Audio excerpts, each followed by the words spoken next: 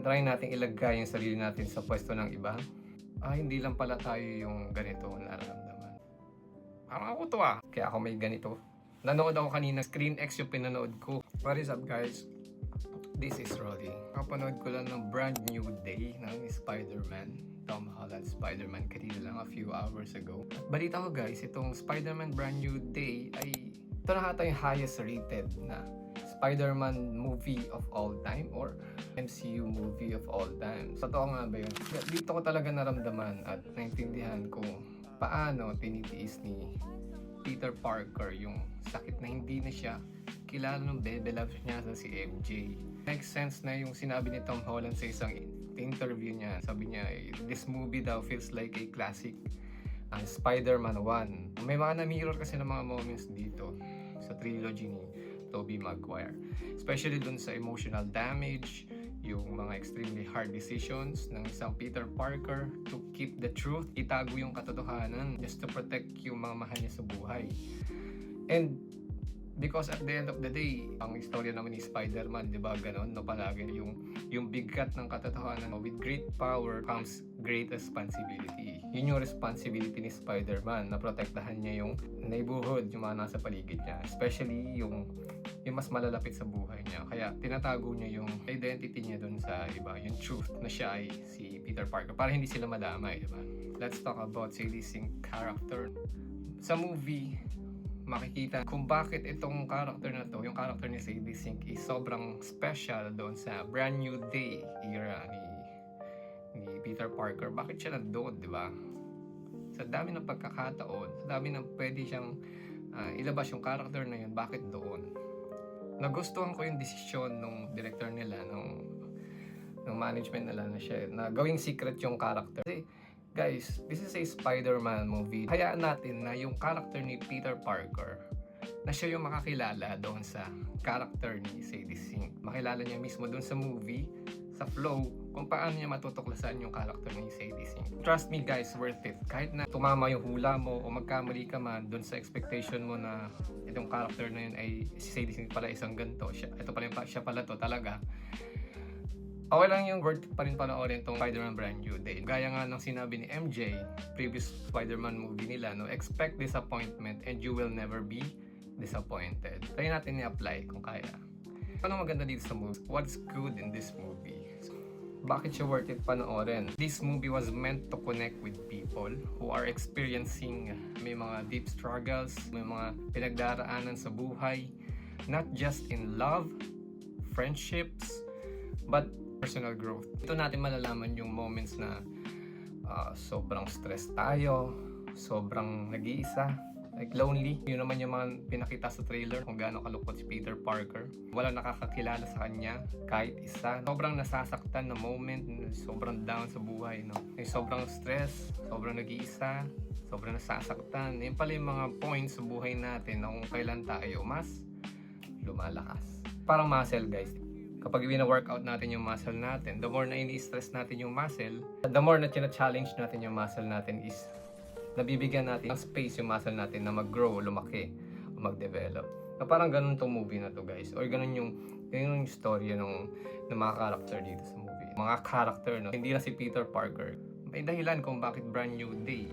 Once we try to understand that, every single person has their own struggles. We allow to see story. So, malaman natin yung ibang perspective ng ibang tao. Try natin ilagay yung sarili natin sa pwesto ng iba. Hindi lang pala tayo yung ganito nararamdaman. Hindi lang pala tayo nag-iisa. We're not alone. At the end of the day, malalaman natin that we are all special in our own way. Diba? Cliche na, pero ganun yung movie. Doon siya umikot eh. So, some point no, sa buhay ni Peter Parker is nakarelate ako. Why is it bad? Bad ba talaga siya? May pangit ba talaga sa movie na to? Honestly guys, wala akong nakikitang o naramdaman na pangit dito sa movie na to. Siguro, naging masyado lang akong nag-expect dun sa, siguro, sa laban-laban. Yun yung hinanap ko, yung laban-laban, matindihang laban, fight scenes, mga magandang eksena, mga crazy surprises, mga lalabas na bagong hero. Kasi nga, May multiverse na, so anything's possible na dito sa sa MCU. Nag-expect ako ng mga other surprises. Para sa akin, pero itong movie to, hindi siya bad, maganda talaga siya. Saktong-sakto lang talaga siya, swabe lang sa movie. But in reality, hindi man pala dapat ganun yung hanapin natin sa isang movie. Kasi umpisa pa lang, alam natin na itong movie na to is action, drama, Spider-Man movie. Hindi naman siya katulad ng No Way Home, hindi siya ganun. Ito, this is more personal, very emotional. Kung hindi ka makarelate dito, hindi ko alam kung paano ka, kung tao ka. Pero para sa akin, hindi ko na-expect na, kasi makakalito ka some point, pero hindi ko na-expect na ganito. Kasi like mismong eksena doon sa movie na yon, na feeling ko, ako yung nandun. Sobrang lalim ng character. Especially sa part ni Peter Parker na sinusuportahan siya ng mga tao kahit hindi naman siya kilala kung sino talaga siya. Meron sa trailer, nakita natin yun, nasa labas lang siya, nakangiti siya. Posters dun sa kalye na sinusuportahan siya. Yung Spidey recovery, ganyan, get well soon, magpagaling ka, mga ganun, sinusuportahan siya. Kailangan ka ng New York, ganyan. Kaya alam nila si Spider-Man lang yun. Di nila alam yung tsura. Alam lang nila mga ginagawa ni Peter Parker na sinisave yung mga tao sa New York. Hindi kilala ni Peter yun. Nandun siya mismo sa crowd. Grabe yung emotion ng part na ito. Kasi speaking of support from the strangers and the people around us, meron kasing part sa akin sa mga nakakaalam ko ano nangyari sa akin. Kaya ako may brace dito. May nangyari kasi sa akin na aksidente. Dumaan ako sa isang masalibungkot na experience. Kaya ako may ganito. Nanood ako kanina, Screen X yung pinanood ko. Nung nakaganito. Buti na lang kamo, nasa likuran ako. Kung nasa harapan ako, malamang may hirapan akong gumana. May kita mo sa left and right mo, hindi naman malinaw, blurred lang din siya talaga. So kahit mag-focus ka lang doon sa harapan, magigets mo yung movie. Kasi doon naman yung subject eh. Yung mga nasa gilid is pampadagdag emotion siya. Worth it para sa akin yung Screen X. Pero kung manonood ako ulit, kasi hindi ko naabutan yung first part. 1 hour late ako, pero nagustuhan ko pa rin yung movie. Ano nangyari nung umpisa ko? Baka manood ako ulit next time. Yung moment na parang nalagay ko yung sarili ko sa nung character na yun kay Peter Parker na yun, na parang ako to ganun diba? Ay, naiyak na lang talaga ako. Yung crowd doon, alam ko hindi lang ako umiyak nung ibang part na yun. Alam ko umiyak din sila eh.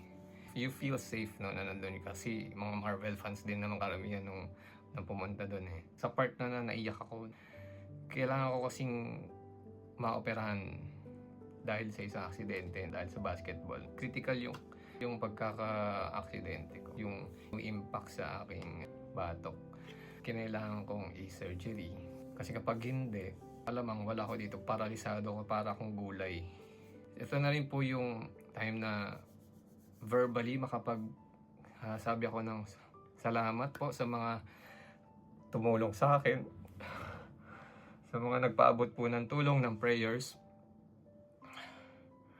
Hindi ko ginagawa to ngayon lang. Kaya siguro yung movie na to para sa akin is a perfect timing talaga. Talagang nagpapasalamat po ako sa mga tumulong, mga nag-send ng message sa akin dyan. Lugmok ako ngayon. Ang bigat ng dinadala ko, which is sobrang pinagaan ninyo. Sobrang pinagaan ninyo yung bigat na nadadala ko, yung mga nararamdaman ko. So, napagaan niyo po yung nararamdaman ko. Tsaka, syempre, yung mga bayarin ko sa ospital. Maraming salamat po sa mga tulong. Sa mga tumulong sa akin, maraming salamat po. Sa pamilya ko, thank you so much. I love you all. So overall, para sa akin itong Spider-Man Brand New Day, solid talaga siya.